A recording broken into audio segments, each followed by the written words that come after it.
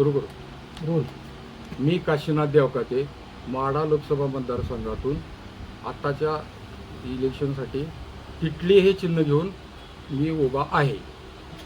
काल माननीय पंतप्रधान मोदी साहेब माळशिरस येथे माझ्या गावात आले आणि धनगर समाजाने त्यांना गोंगडी, काठी, संत बाळूमामाची प्रतिमा दिली, पिवळा फेटा बांधला आणि समाजाला असं आशा निर्माण झाली की आता काहीतरी आपणाला पंतप्रधान देशाच्या इथे येत आहेत. इतिहासातली पहिली घटना आहे की माळशिरस या तालुक्याच्या गावी पंतप्रधान येत आहेत. समाजाला वाटलं काहीतरी आपणाला अपेक्षा, आशा निर्माण झाली की काहीतरी आपल्याला मिळेल, काहीतरी देतील. पण घोर निराशा झाली आणि समाजाला धोत्रा सुद्धा मिळाला नाही आणि धनगर समाज संपूर्ण नाराज झाला आणि सभेतून संपूर्ण उठून गेले. दुसरी महत्त्वाची घटना, मी जी उमेदवारी जाहीर केलेली आहे ती आरक्षणवादी मी उमेदवार आहे. या राज्यात मराठा समाजात असेल, धनगर समाज, लिंगायत समाज, मुस्लिम समाज या सर्व बांधवाचा आरक्षणाचा धुमाकूळ झालेला आहे आणि गावगाड्यात या समाजात संपूर्ण कलह निर्माण केलेला आहे ह्या सत्ताधाऱ्यांनी. मराठा समाजाचा प्रश्न आहे, त्यांना ओबीसीत 50% आत घेऊन त्याच्यातील आरक्षण वाढवायला पाहिजे. समाजातली 60-70% आता मराठा समाजाची ओबीसीत कुणबी म्हणून आलेलीच आहेत. बाकीची काही 20-30% राहिलेली ती त्यांना घ्यावीच लागतील आणि ते घेतल्यानंतर 50%च्या वर आरक्षण तामिळनाडूमध्ये जसं गेलंय ते तसं वाढतंय, ते आपोआप वाढत जाते. त्याला काय सरकारची किंवा कुठल्या पक्षाची जरुरी नाही. तो प्रश्न मी पहिला प्राधान्याने सोडवणार. दुसरा प्रश्न आहे की धनगर समाज हा मराठा समाजाबरोबरच या राज्यात संख्येबळ आहे. त्या समाजाचं काय आहे की धनगड हिंदी आणि मराठीत करेक्शन करायची. मी संसदेत गेल्यावर ते एकाच दिवसात करेक्शन करून मी देईन आणि ह्या सर्व समाज इतका गोंधळ या राज्यात माजवलेला सत्ताधाऱ्यांनी तो विषय संपेल. बाकी लिंगायत असेल, मुस्लिम असेल, रामोशी असेल, कोळी समाज असेल, ह्यांचे जे प्रश्न आहेत ते ओबीसीच्या आरक्षणाला कुठेही धक्का न लावता त्यांच्या अनेक पोटजाती आहेत ते त्याच्यात मी सामावून घेईन आणि हे सर्व करण्यासाठी मी बीई शिविल आहे आणि मला या आरक्षणाचा चांगला अनुभव आहे. मी आंदोलनं केलेली आहेत आणि त्याच्यामुळे हे प्रश्न सोडवायला मला काहीही अडचण येणार नाही. मी 100% गॅरंटी देतो की हे आरक्षणाचे महाराष्ट्रात चाललेले प्रश्न अत्यंत चांगल्या तऱ्हेने मी सोडवीन. दुसरा मुद्दा असा आहे की विकासाचा हे बोलतायत, हे दोन जे उमेदवार आहेत ते उमेदवार एकाच पक्षातले उमेदवार आहेत आणि त्यांच्या पंजापासून आज्यापासून घराणेशाही चालवलेले आहे. ते कधीही लोकात गेलेले नाहीत आणि त्यामुळे जनतेला संपर्क नाही आणि घराणेशाही असल्यामुळे लोक त्यांच्यावर नाराज आहेत. त्यांच्या नाराजातील जो लोक माग आहेत पाठीमागचे ते सर्व माझ्याबरोबर येत आहेत. साहेब म्हणते तुम्ही ताकदीने लढा, आम्ही तुम्हाला साथ देतो. ओबीसी आहे 60%, दलित आहेत, मुस्लिम आहेत, हे 85%चा उमेदवार मी आता सध्या आहे आणि मी जवळजवळ एक पूर्ण 1.5 दौरा केलेला आहे या 7 तालुक्याचा आणि मला प्रचंड प्रतिसाद मिळत आहे.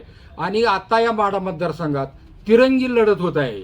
हे दोघं आणि मी असं चित्र आता स्पष्ट झालेलं आहे आणि मी जवळजवळ 1,40,000 मतदार बंधू भगिनींनो मी निवडून येणार आहे तुमच्या कृपा आशीर्वादाने.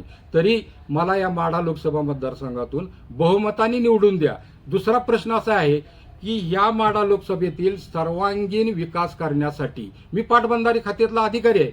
मी उजनी धरणावर काम केलेलं आहे, नीरा देवगरवर काम केलेलं आहे, परत कुकडी प्रकल्पावर काम केलेलं आहे. पाण्याचं मला चांगलं माहित आहे. हे जे पाणी दर सांगतायत ह्यांना ह्याच्यातलं 1 तासाला 1 कोटी दिलं ना अमुक दिलं, कुठं दिलं? हे दुष्काळी पट्ट्यातली गाव आहेत, माळशिरस तालुका असेल, मानदहीवडीतलं. आता टँकर चालवत मी फिरतोय, लोक रडतायत. आता तर घटना काल अशी घडली, त्या लोक आणली होती, भाड्यानं आणले होते त्या महिला माझ्या बंधू भगिनी आणि त्यांना 500-500 रुपये दिले. त्यांना पाणी तरी प्यायला द्यावं ना. त्यांना त्या पाण्यात संपूर्ण गढूळ पाणी कॅनलचं घातलं, त्याच्यात जंतू सगळ्या आळ्या होत्या आणि त्या लोक आजारी पडली. माझाच मळा असल्यामुळे मी तिथं गेलो संध्याकाळी तर ती दवाखान्यात होती. कसले पाणीदार तुम्ही, कुठलं पाणी आणलं?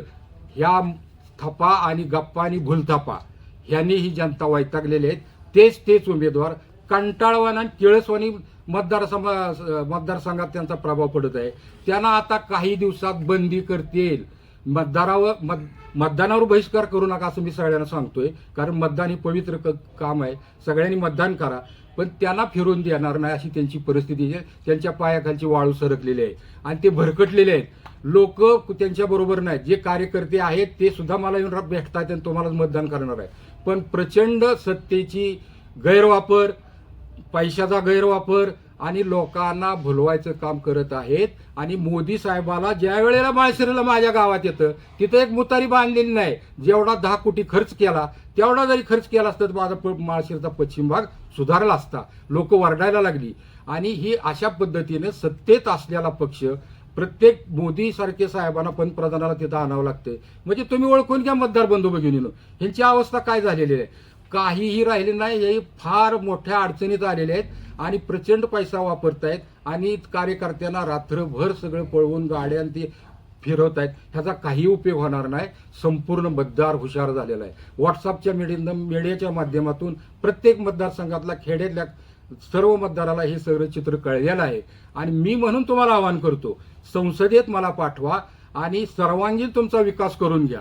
मला आता तुमचा विकास करण्याशिवाय काही काम नाही. मला कुठली इच्छा अपेक्षा वैयक्तिक राहिलेली नाही.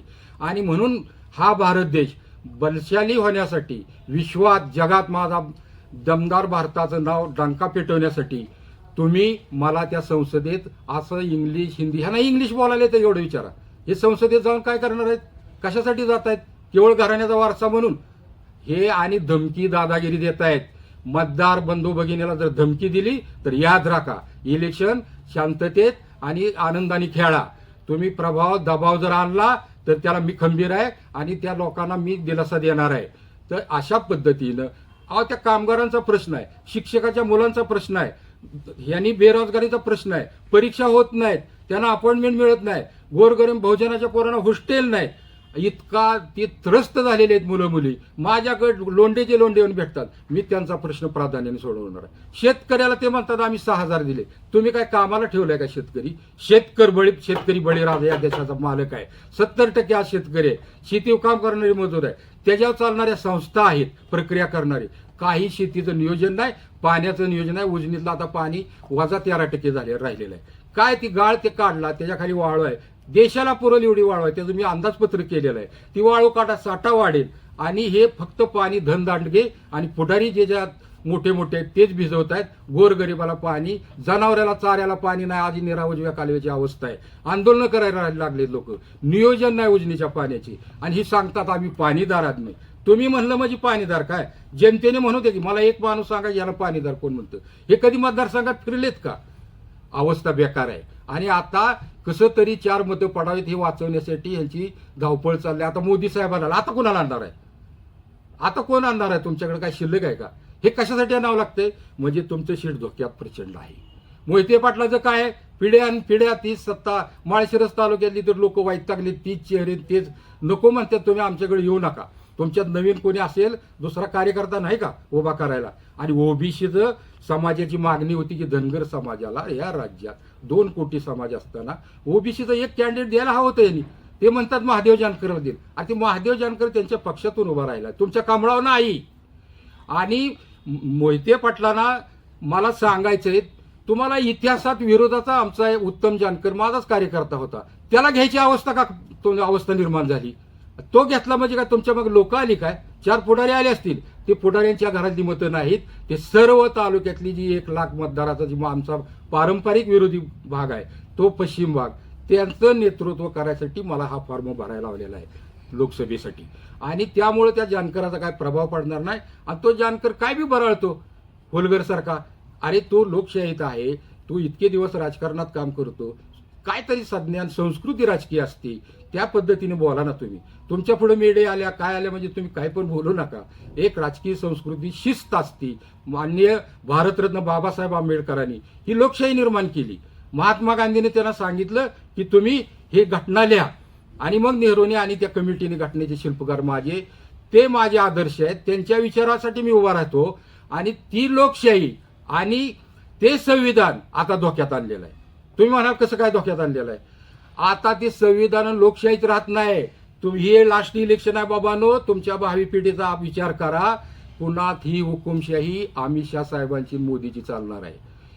त्यासाठी त्यांनी या शेवटच्या 5 वर्षात साम दमदंड भेदभाव करून सर्व लोकांना आत टाकले आणि आणले.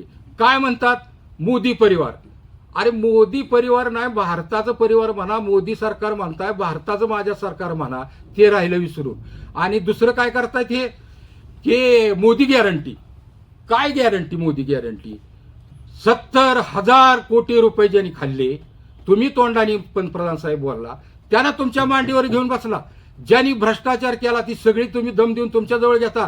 काल अभिजित पाटलाला तुम्ही कारखान्यावर धाड टाकली आणि तुम्ही शिल्प याला कारखाना आज तुमच्याजवळ आला.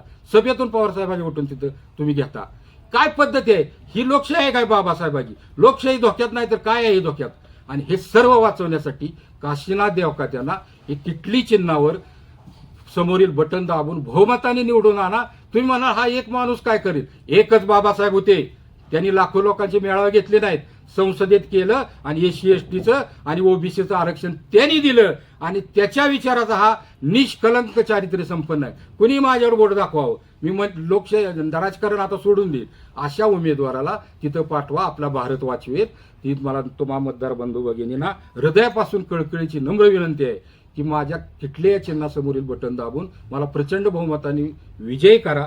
जय हिंद, धन्यवाद.